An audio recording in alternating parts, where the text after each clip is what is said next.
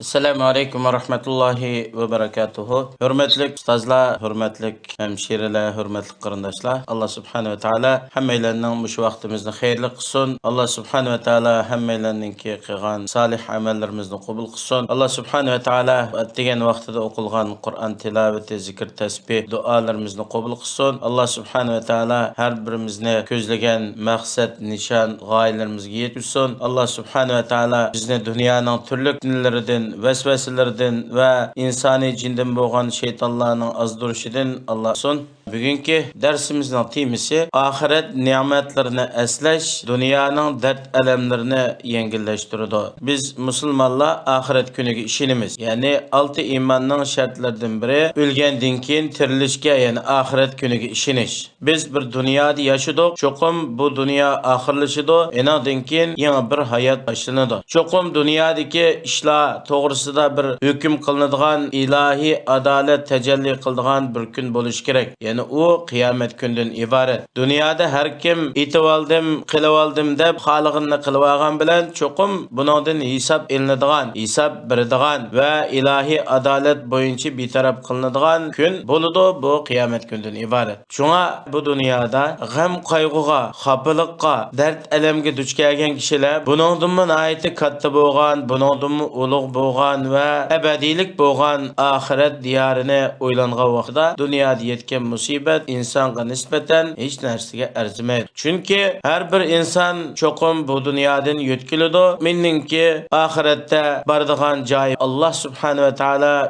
o'zining yaqin kishilari uchun tayyorlagan jannatdan iborat oliy ne'mat diyoriga kiradi. Jannat diyorida inson hech qanday bir kasal bo'lmaydi, g'am, qayg'u, qiyinchilik bo'lmaydi, hech qanday qo'rqinch bo'lmaydi, tashvishlanish bo'lmaydi. Ya'ni jannatga kiradigan har qanday odam bo'lishdan qat'iy nazar bu kishiga abadiylik, baxt, saodat hosil bo'ladi, abadiy baxtsiz, shaqiy bo'lmaydi. Jannatga kirganlar doim sog'lom bo'ladi, jannatda mangu qoladi, o'lim bo'lmaydi. Ki jannatga kirgan kishi dunyoda yetgan barliq musibat, dard, xafalık, jafo, mushaqqat, qatchilik hammani unutib ketadi. Nima uchun? Chunki jannatda erishgan ne'matlari, jannatning lazzatlari, jannatda erishgan bir qitimliq lazzat dunyoda bütün hayotida ko'rgan barliq xafalık, jafo, mushaqqatlarini yo'q qiladi. Anas ibn Malik radıyallahu anhu hadis bayan qilib aytdi. Peygamberimiz sallallahu aleyhi ve sellem mundaq degan: "Dunyoda nihoyat oliy turmushda nazil ne'mat, yuqori saviyada yashagan, ammo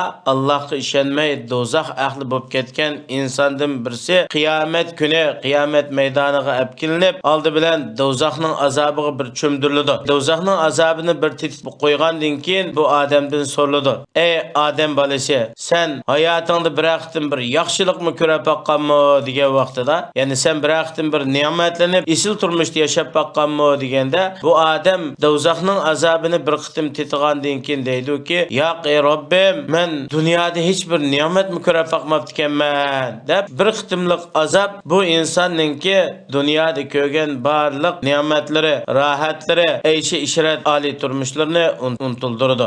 Shuningdek yana dunyo jafo, mushaqqat, qiyinchilik, g'am, qayg'u, tashvish, xotirjamsizlik ichida yashagan, ammo Allohga ishongan jannat ahli bo'lgan mu'mindan birisi keltirilib, uningga jannatning ne'matlari bir tetilib, ya'ni jannatning ne'matlaridan bir ne'matlantirib, uningdan so'raladi: "Ey odam avlodi, sen hayotingda jafo, mushaqqat tatib baqqanmi? Dunyoda yashagan muddatingda biror qiyinchilik, qattiqchilikqa duch kelganmi?" degan vaqtida bu kishi deydi-ki: "Yo'q ey Robbim, men dunyoda hech qanday qiyinchilik, jafo, mushaqqat, qattiqchilik va tashvish, g'amanda chiqib baqmabdiman." Nima desa, yani jannatning bir qitimliq ne'mati insonga bütün hayotida uchirgan jafo, mushaqqat, g'am, qayg'u hamma narsani unutiltirdi. Dunyoda tatgan kasallik bo'lsin, jafo, mushaqqatlar bo'lsin, hammasi yo'qolib ketadi. Uning qaraganda abadiy jannatda yashagan odamningki erishadigan lazzatlari,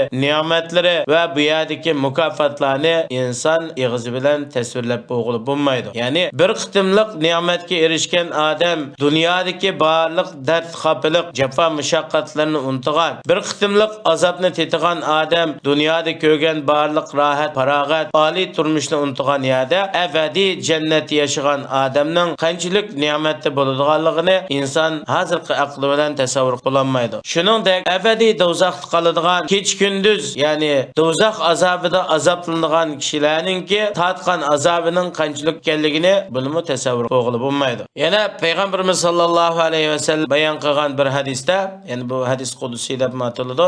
Jannat ahliga nido qiladigan bir nido qiluvchining ovoziga quloq solaylik. Payg'ambarimiz sollallohu alayhi vasallam deydi: "Yunadi munadin inna lakum an tasihhu fala tasqamu abada wa inna lakum an tahyaw fala tamutu abada wa inna lakum an tashibbu fala tahrumu abada wa inna lakum an tan'amu fala tab'asu abada." Fadhalika qawluhu azza wa jalla: "Wa nudu an tilkumul jannatu urithumuha bima kuntum ta'malun." Yani Peygamber aleyhisselam deydi, cennet ehliga Allah tarafından avatilgan bir nido qiluvchi shundoq nido qiladi: "Ey cennet ehli, haqiqatan sizlar uchun jannatda abadiy sog'lomlik, saqlik bo'ladi. Sizlar hargiz kasal bo'lmaysizlar. Ey cennet ehli, sizlar uchun jannatda abadiy hayot bor, mangu o'lmaysizlar. Ey cennet ehli, sizlar jannatda abadiy yosh holatda yashaysizlar, hargiz qarimaysizlar. Ey cennet ehli,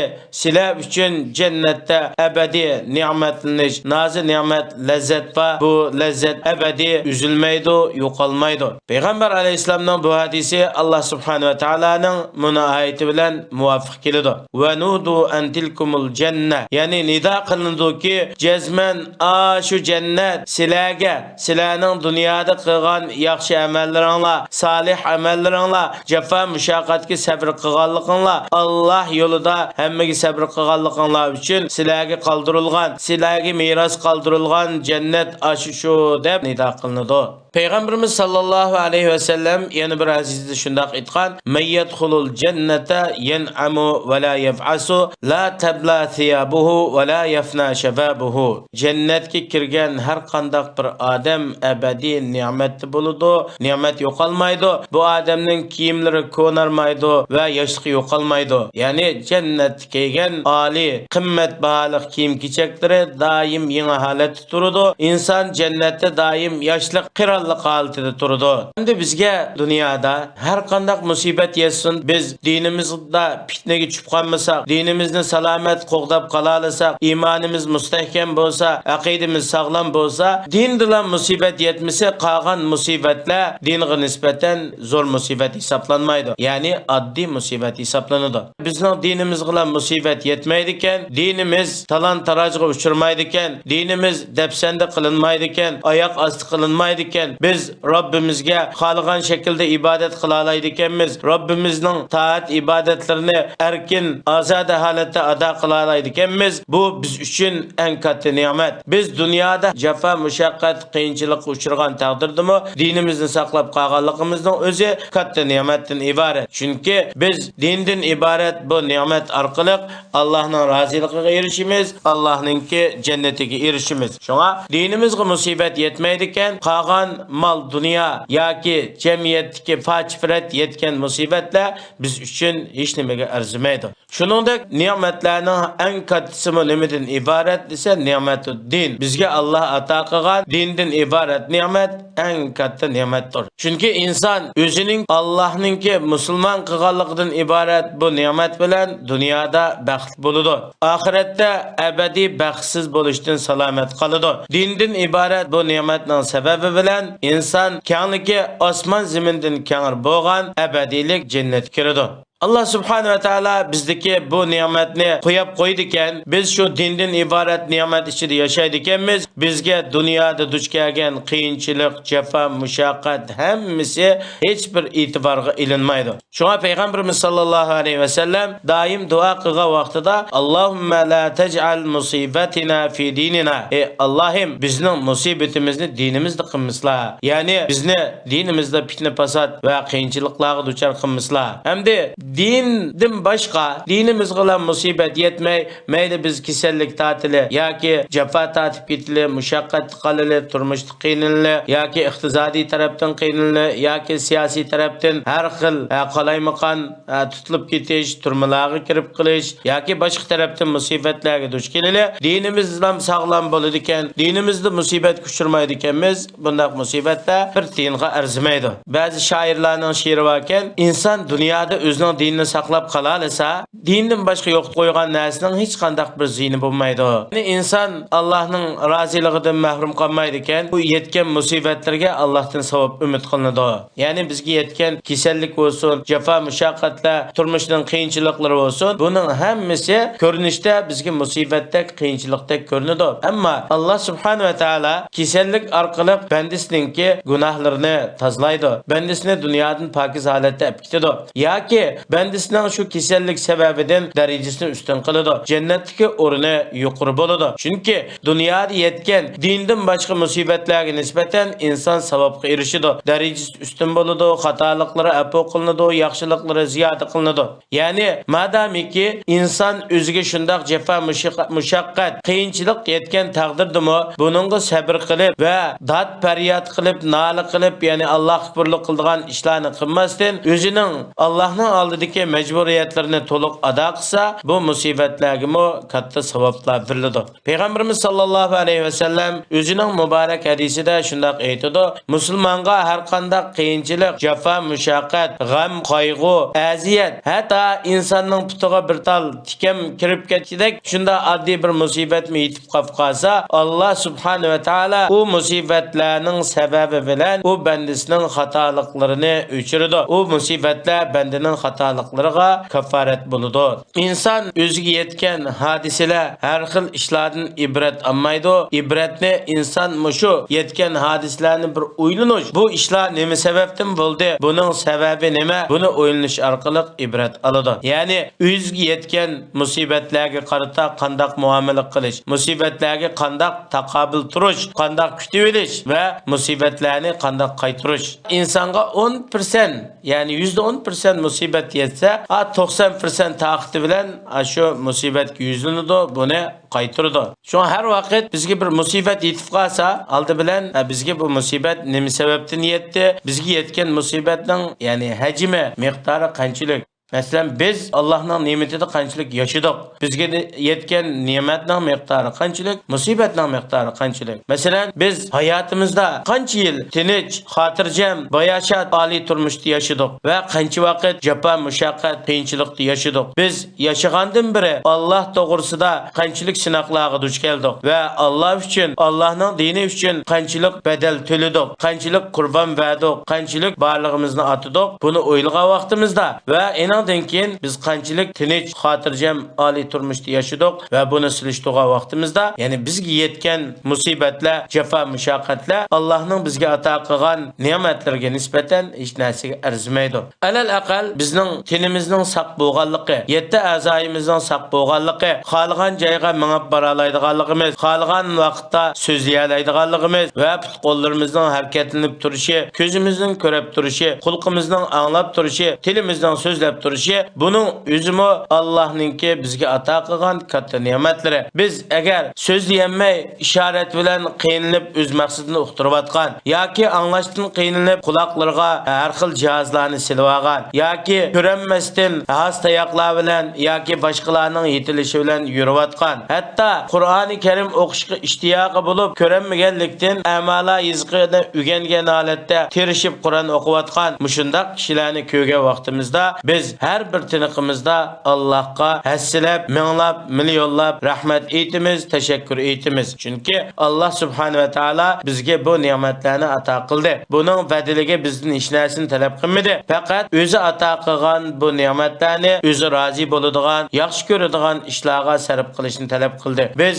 ko'zimiz bilan Allah yaxshi ko'radigan narsalarga qaraymiz, Allah yaxshi ko'radigan ishlarni qilamiz. Allohning eng suyimlik bo'lgan, Allohning kalomi bo'lgan Qur'oni Qur'oni Karimni o'qiymiz. Xulqimiz bilan bizga foydali bo'lgan, dunyo oxiratda manfaat bo'lgan yaxshi ko'p so'zlarni anglaymiz, va'z nasihatlarni anglaymiz. Allohning kitobi bo'lgan Qur'oni Karim tilovatlarini anglaymiz. Payg'ambar alayhisolamning hadislarini anglaymiz. G'aybat, shikoyat, quruq gap so'zlarga ko'p quloq solmaymiz. Tilimiz bilan haqiqatni so'zlaymiz, Allohga zikr aytamiz, Allohning kitobini tilovat qilamiz. Buning o'zimi insonga nisbatan tugatkusiz katta bir ne'matdan iborat. Va in ta'uddu ni'matallohi la tuhsuha. Agar sizlar Allohning sizlarga ato qilgan ne'matlarini sanayman deb sanab baxsanglar, hargiz sanab bo'lolmaysizlar. Ya'ni hatto biz o'zimizdagi Allohning ne'matlarini hisoblab baxsaqmi, buni hisoblab bo'lolmaymiz. Bizning shu sog'lom nafas ilishimiz, saf havoni sumirib, buningdan bir rohatlanishimiz,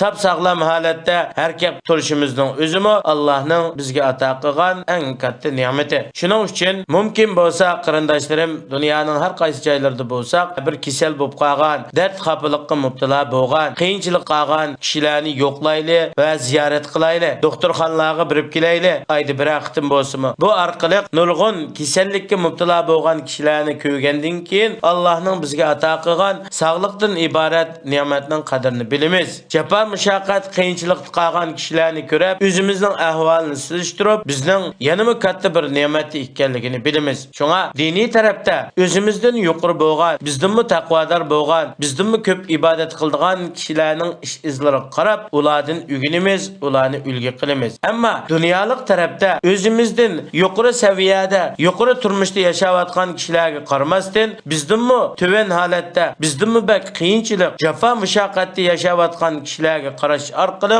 alhamdulillah Allohga shukr etamiz. Allohning bizga ato qilgan ne'matlarga tashakkur etamiz. Chunki inson dunyolikda o'zidan yuqori, oliy turmushda yashayotgan kishilarga bak qarab ketgan vaqtida Allohning o'ziga ato qilgan ne'matlarini tuvan ko'rib qoladi, Allohning ne'matlariga noshukirlik qiladi. Shunga dunyolik tarafda o'zidanmi tuvan bo'lgan, o'zidanmi bak qiyinchilik, jafo, mushaqqatda yashayotgan, salomatlik tarafdan o'zidanmi nachar holatda yashayotgan kishilarni ko'rgan vaqtida Allohning o'ziga ato qilgan ne'matlarini to'niydi, ne'matning qadriga yetadi, Allohga rahmat, tashakkur etadi. Alloh subhanahu va taolo hammalarni diniy tarafdan fitnaga chiqib qolishdan saqlasin. Bizni Allohga uchrashganga qadar dinimizni sog'lom, aqidamizni saf, haqiqiy tavhid aqidasida mustahkam holatda dunyodan ketishga muyassar qilsin. Alloh bizni o'zi rozi bo'ladigan, yaxshi ko'radigan amallar bilan hayotimizni oxirlashtirishga muyassar qilsin. Va oxiru davana alhamdulillahi robbil alamin. Va sallallohu ala sayyidina Muhammad va ala